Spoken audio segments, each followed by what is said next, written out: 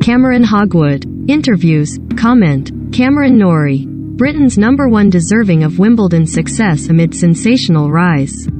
Cameron Norrie faces Novak Djokovic in the semi-finals at Wimbledon on Friday after coming through 5 sets to beat David Goffin in the quarters and log his best ever Grand Slam performance. Cameron Norrie will run and hit, and run and hit, and run and hit as the court-blanketing endurance machine against whom lengthy rallies and 5-set marathons have now been etched and underscored on the tour's try-to-avoid list.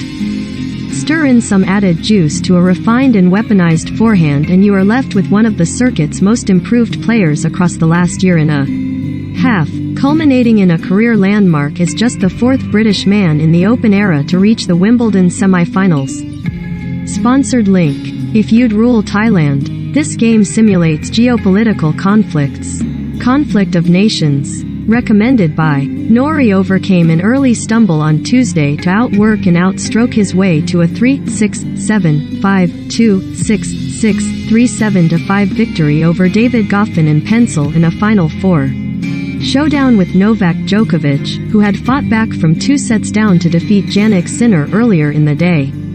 It marks a career-best Grand Slam performance, and a feat that has been brewing for British tennis' unassuming star. Norrie wins 5-set epic to book Wimbledon semi versus Djokovic. Wimbledon 2022, men's draw.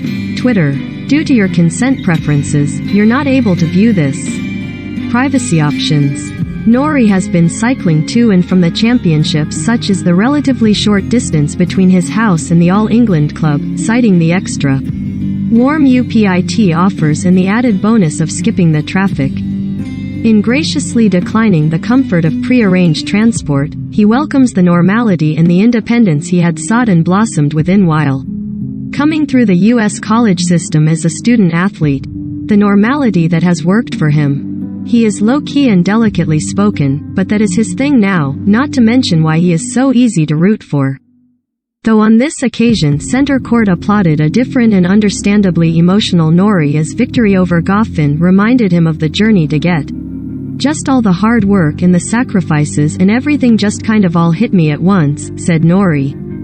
Especially the situation, here at Wimbledon in front of my family, my friends, and obviously a lot of people following that match. For me, just kind of thinking back, all the hard work, the sacrifices and everything, I kind of didn't really know what to say. Got emotional there, and just a crazy day and crazy match to get through, especially with the way that it started. That's the reason why you play the sport. Norrie, who was born in South Africa to a Scottish father and Welsh mother before growing up in New Zealand, admitted his relationship with tennis had been rocky upon moving to London aged 16 when he decided to pledge his allegiance to Britain. School life was different, his routine had changed drastically, but New Zealand could not offer him the same opportunities that Britain could. Almost a decade later, his relationship with tennis is as strong as it has ever been. After a year in London, Norrie committed to TCU, Texas Christian University, in the US and embraced an environment in which he could mature as a man as much as the NCAA resources that enabled him to enhance his game.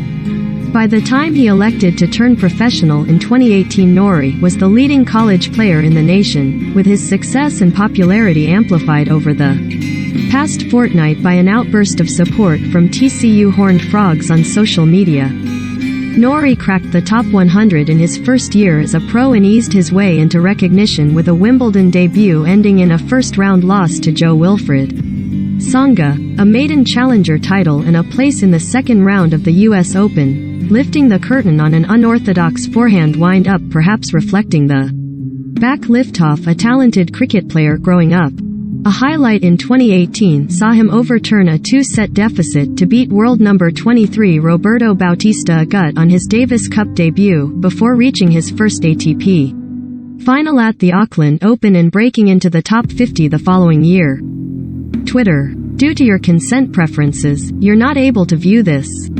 Privacy options. The real emergence came last year, though, when Norrie closed out 2021 having won 2 of 6 final appearances, Indian Wells being among the triumphs. while reeling off 52 singles victories on tour to rise from 74th to 12th in the rankings.